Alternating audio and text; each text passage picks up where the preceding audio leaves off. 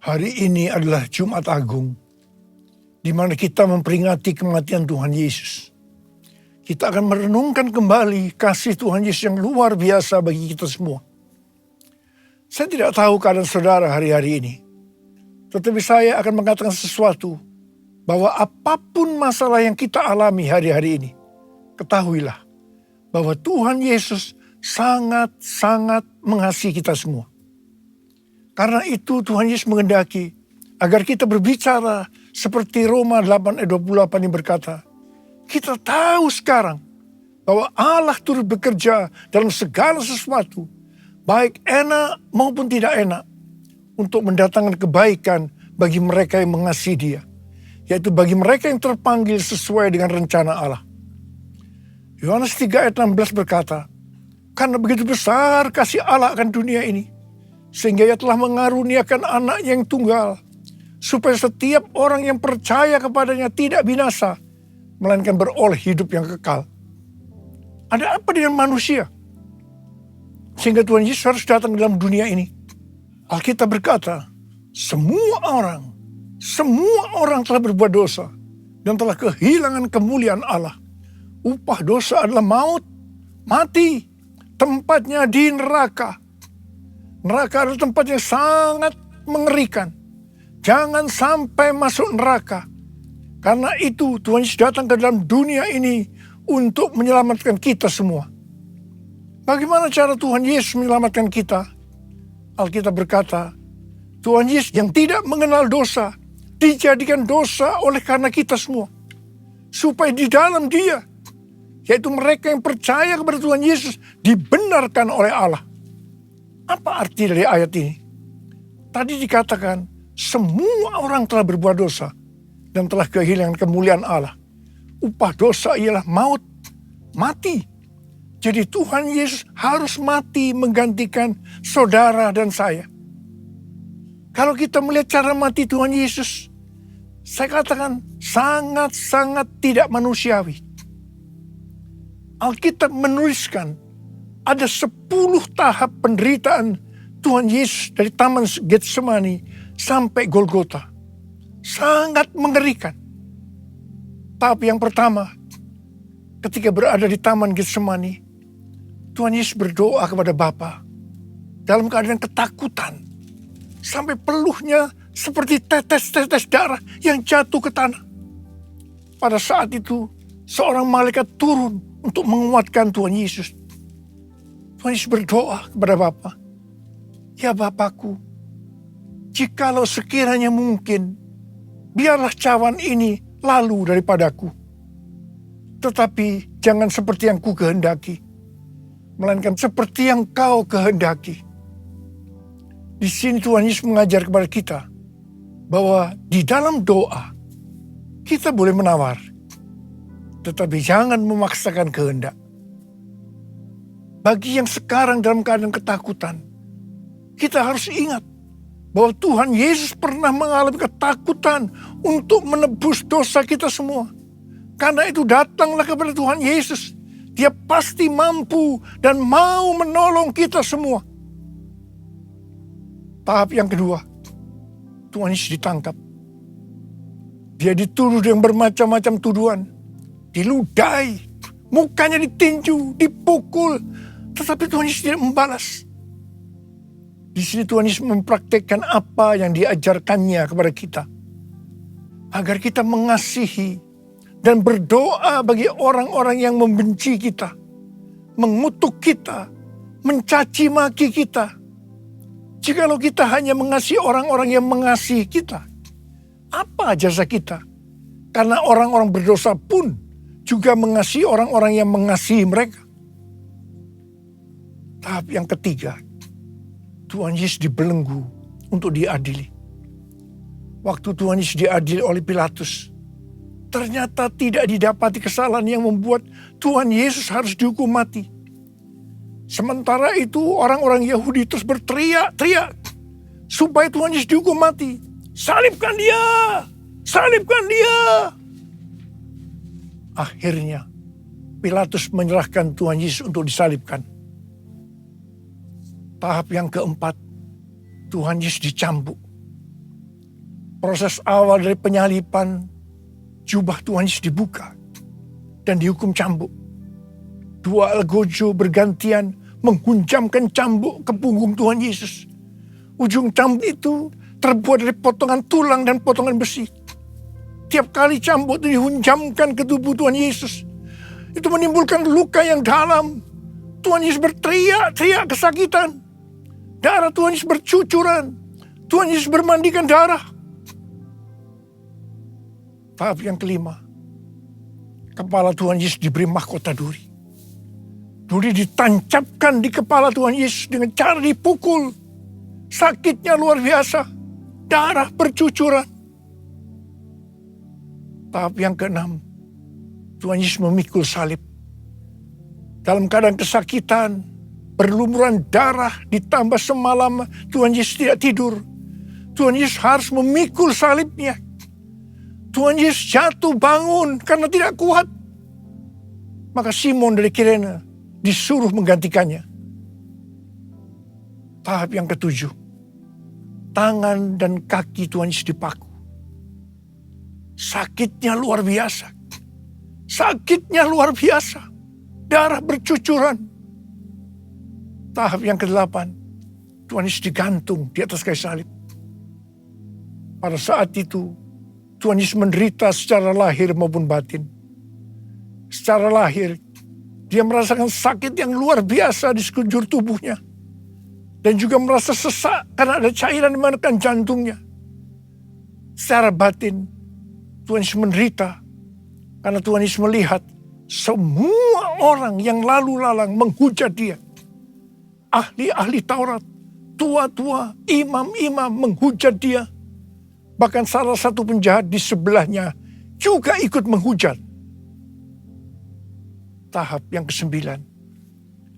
Tuhan Yesus merasa ditinggalkan oleh Bapa. Sekitar jam 12 siang sampai jam 3 petang. Tiba-tiba langit di sekitar Golgota menjadi gelap. Tuhan Yesus gelisah. Dan dia berteriak, Eli, Eli, lama sabachthani. Allahku, Allahku, mengapa engkau meninggalkan aku? Tuhan Yesus merasa ditinggalkan oleh Bapa. Orang yang berdosa pada hakikatnya dipisahkan dari Bapa. Jadi untuk menebus orang yang berdosa, maka Tuhan Yesus harus merasakan ditinggalkan oleh Bapa. Dipisahkan dari Bapa. Saya percaya ini adalah puncak penderitaan Tuhan Yesus. Penderitaan lainnya tidak ada artinya dibandingkan merasa ditinggalkan oleh Bapa. Bagi saya pribadi, kalau saya tidak bisa merasakan hadirat Tuhan, itu adalah hal yang paling berat dalam hidup saya. Karena itu saya setiap hari selalu menjaga langkah-langkah dalam hidup ini. Agar saya terus mengalami hadirat Tuhan. Kalau ada dosa, harus cepat diselesaikan. Supaya terus merasakan hadirat Tuhan.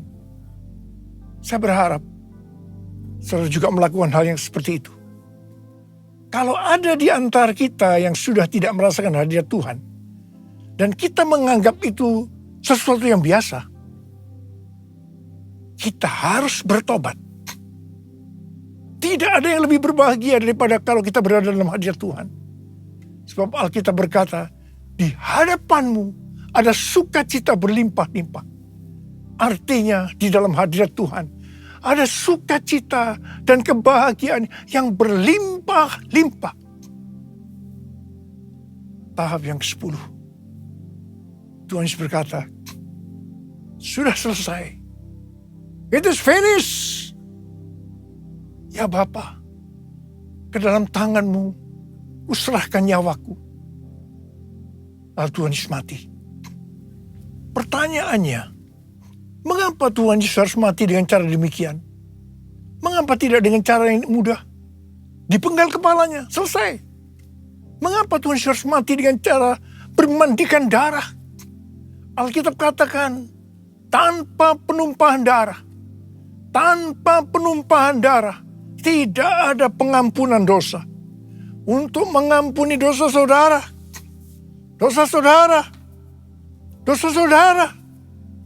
dan juga dosa saya.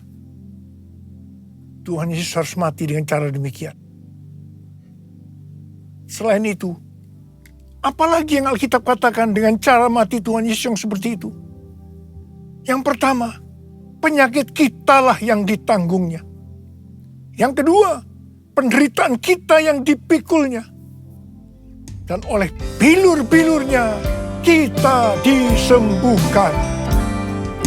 Paterku, kasih-Mu Yesus, Kau telah mati gantikan diriku.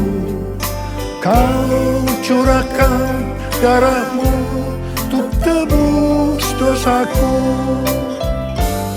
Layaklah Kau Tuhan dipuji dan disembah dengan segenap hatiku. Layaklah Kau Tuhan dipuji dan disembah dengan segenap jiwa ragaku. Dengan segenap jiwa ragaku. Dengan segenap jiwa ragaku. Tuhan Yesus mati karena dosa-dosa kita. Dia dikuburkan. Tetapi pada hari yang ketiga, Dia dibangkitkan. Haleluya! Tuhan Yesus tidak selamanya mati. Tetapi pada hari yang ketiga, Tuhan Yesus dibangkitkan. Apa Alkitab katakan kalau sampai Tuhan Yesus tidak bangkit? Yang pertama, sia-sialah pemberitaan firman Tuhan. Saya di sini memberitakan firman Tuhan tidak ada artinya. Sia-sia. Tapi puji Tuhan, Tuhan Yesus hidup, Tuhan Yesus bangkit, pemberitaan firman Tuhan menjadi tidak sia-sia. Hal yang kedua, kalau sampai Tuhan Yesus tidak bangkit, sia-sialah kepercayaan kita. Dan kita akan tetap mati dalam dosa-dosa kita. Demikian juga dengan orang-orang yang mati dalam Tuhan. Mereka akan tetap binasa. Tapi puji Tuhan, Tuhan Yesus bangkit. Kita tidak akan mati di dalam dosa-dosa kita. Tetapi kita akan bersama-sama dengan Tuhan Yesus selama-lamanya. Haleluya! Hal yang ketiga, kalau sampai Tuhan Yesus tidak bangkit, kita adalah orang-orang yang paling malang dari segala manusia.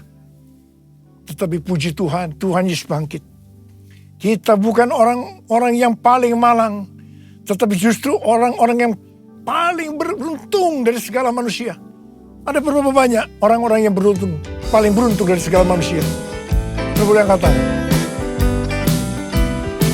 Sebab dia hidup, ada hari esok. Sebab dia hidup, ku tak gentar. Karena ku tahu dia pegang hari esok. Hidup jadi berarti sebab dia hidup. Hidup jadi berarti sebab dia hidup. Hidup jadi berarti sebab Yesus hidup.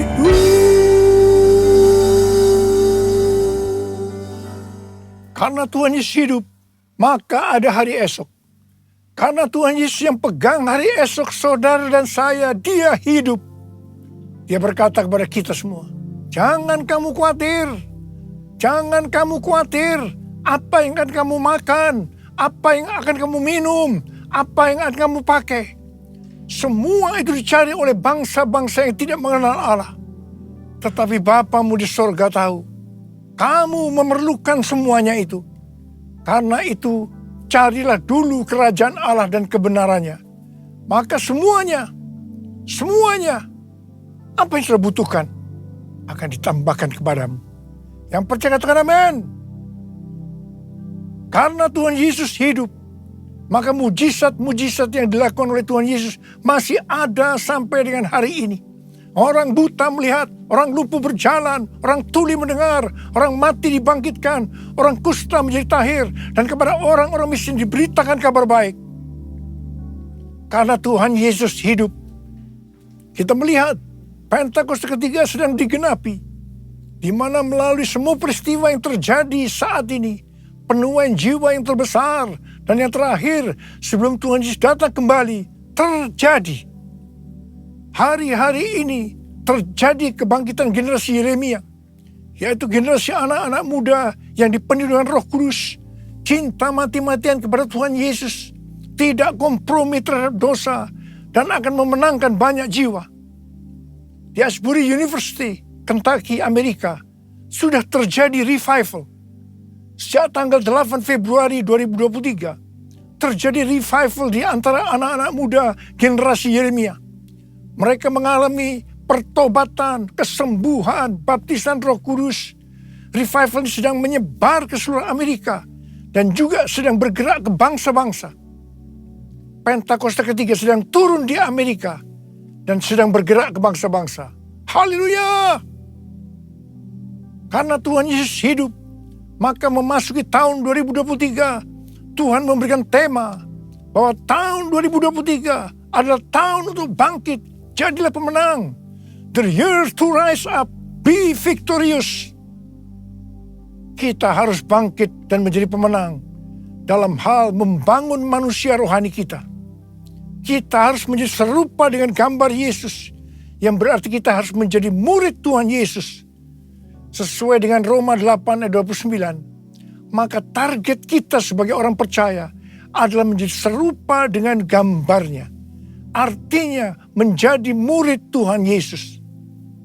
Kita harus bangkit dan menjadi pemenang dalam hal memberi, dalam kemurahan hati, supaya kita diberkati.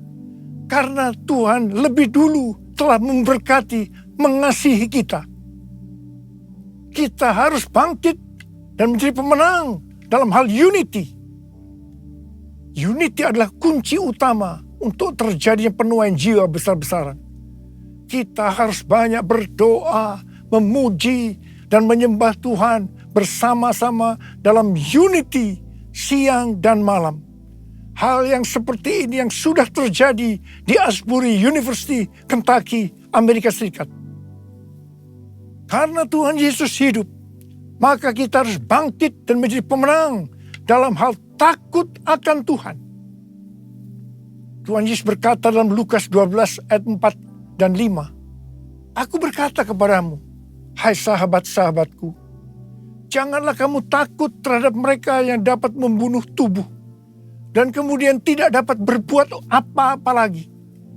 Aku akan menunjukkan kepada kamu, siapakah yang harus kamu takuti. Takutilah Dia yang setelah membunuh mempunyai kuasa untuk melemparkan orang ke dalam neraka. Sesungguhnya aku berkata kepadamu, takutilah Dia. Amsal 8 ayat 13 berkata, takut akan Tuhan ialah membenci kejahatan. Aku benci kepada kesombongan, kecongkakan, tingkah laku yang jahat, dan mulut yang penuh tipu muslihat. Mazmur 25 ayat 12 sampai 14 berkata, siapakah orang yang takut akan Tuhan? Kepadanya Tuhan menunjukkan jalan yang harus dipilihnya. Orang itu sendiri akan menetap dalam kebahagiaan, dan anak cucunya akan mewarisi bumi. Tuhan bergaul karib dengan orang yang takut akan Dia, dan perjanjiannya diberitahukannya kepada mereka. Haleluya! Sekali lagi, saya mau katakan kepada kita semua, bahwa kita harus takut akan Tuhan. Jumat Agung mengingatkan kita bahwa Tuhan terlebih dahulu mengasihi kita semua. Karena itu kita harus mengasihi Dia. Nothing can tear me away from your love, Lord.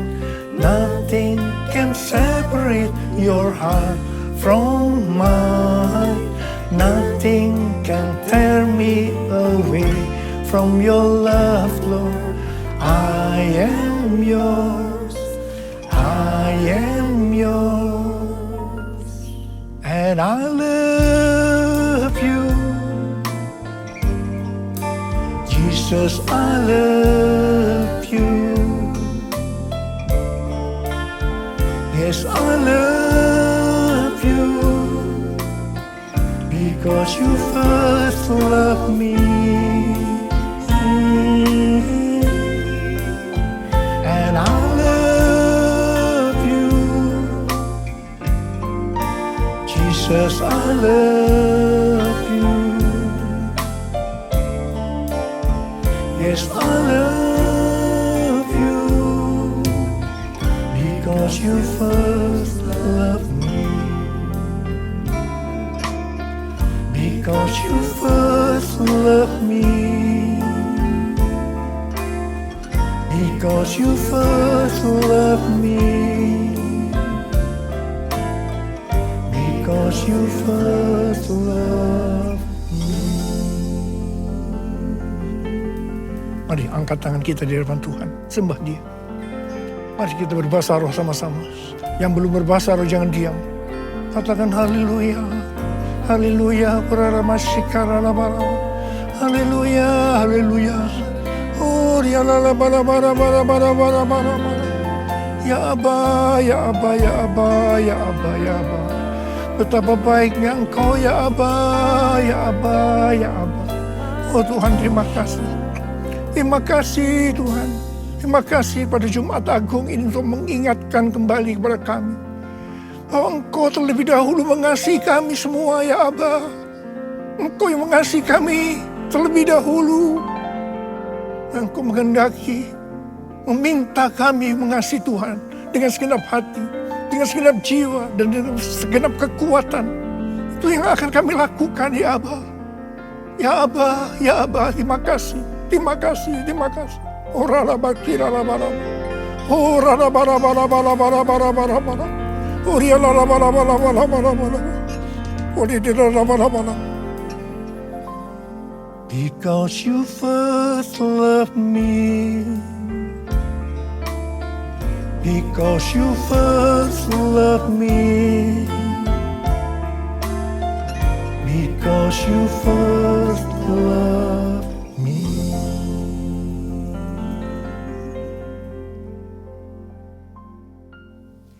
Mari saudara-saudara, kita akan masuk dalam perjamuan kudus. Kita akan mengingat ayat ini.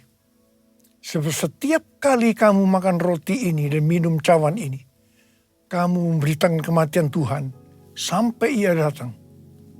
Perjamuan kudus adalah perjamuan Tuhan Yesus sendiri. Setiap kali kita masuk dalam perjamuan kudus, Tuhan Yesus selalu berkata kepada kita, biarlah ini menjadi peringatan akan aku. Peringatan akan aku. Karena itu mari arahkan hati kita kepada kebaikan Tuhan. Kita akan mengingat kebaikan Tuhan. Mari tundukkan kepala. Bapa, siapakah kami sebelum kami mengenal Engkau? Kami semua orang berdosa. Upah dosa adalah maut, mati.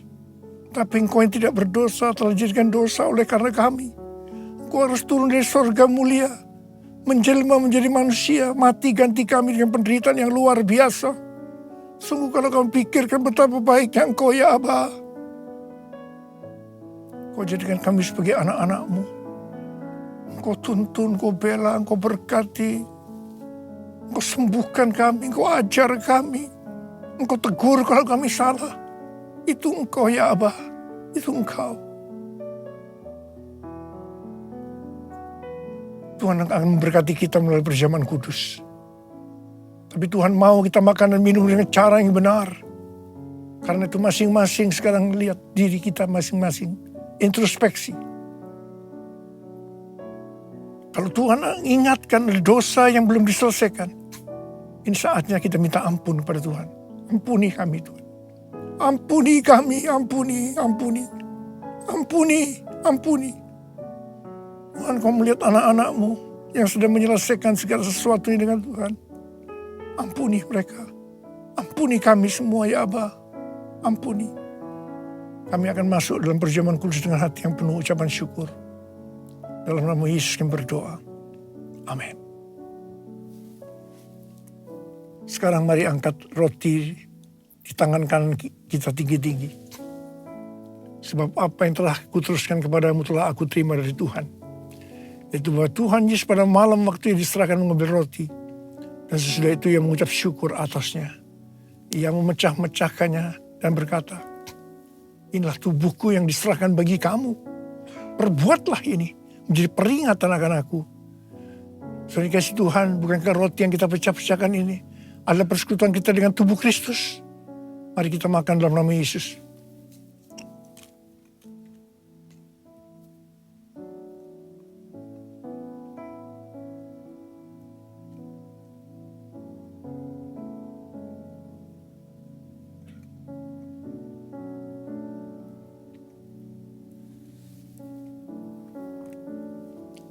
Sekarang mari angkat cawan di tangan kita tinggi-tinggi.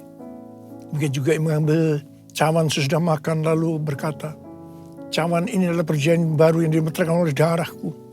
Perbuatlah ini setiap kali kamu meminumnya menjadi peringatan akan aku. Saudara kasih Tuhan, bukan cawan pengucapan syukur. Yang atasnya kita ucapkan syukur adalah persekutuan kita dengan darah Yesus. Mari kita minum dalam nama Yesus.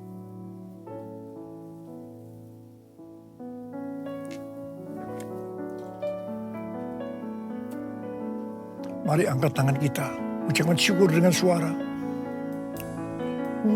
Tuhan, terima kasih. Terima kasih ya Tuhan. Terima kasih ya Tuhan.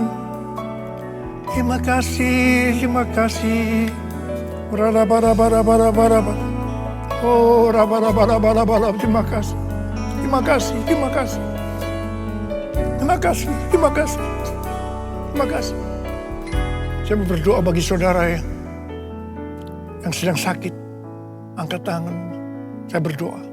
Tuhan, Kau melihat tangan-tangan yang terangkat. Mereka sakit. Mereka membutuhkan kesembuhan. Terima kasih. Kau jamah mereka, jamah. Sembuh dalam nama Yesus. Sembuh dalam nama Yesus. Sembuh dalam nama Yesus. Sembuh.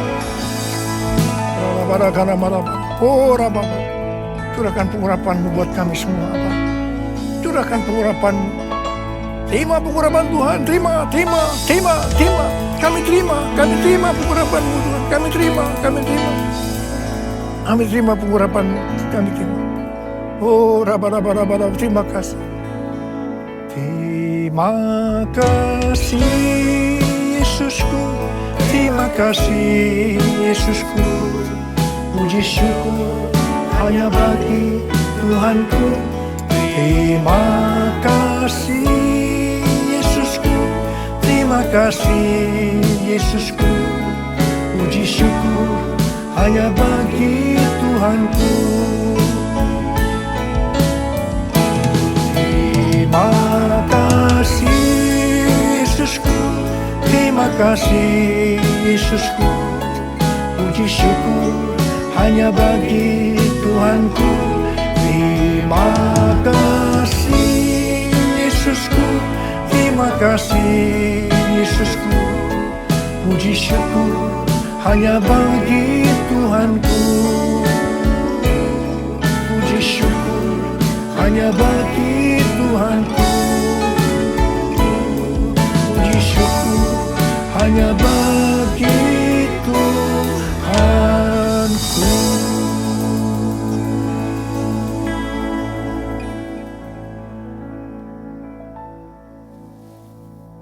Terimalah berkat Tuhan. Kasih karunia berlimpah-limpah daripada Allah Bapa dalam anak yang tunggal Yesus Kristus. Persekutuan yang manis dengan Roh Kudus menyertai saudara sekalian mulai hari ini. Sampai Tuhan datang menjemput kita di awan-awan dan bahkan sampai selama-lamanya. Yang percaya bersama-sama katakan, Amin.